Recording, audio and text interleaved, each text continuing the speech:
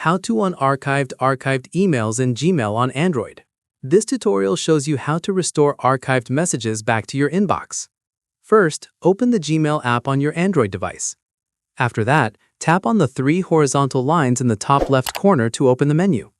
From there, scroll down and tap on All Mail to view all your emails, including archived ones.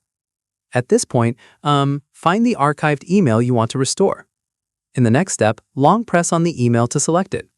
Following this, tap on the three dots icon at the top right corner. Once done, select Move to Inbox from the menu options. From here, the email will be immediately unarchived and returned to your inbox.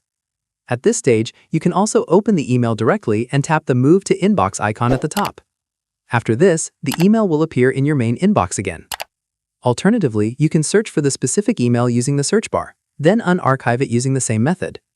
And that's it. If this unarchive guide helped you restore important emails, give it a like, subscribe for more Gmail tutorials, and tap the bell icon for updates. See you in the next one.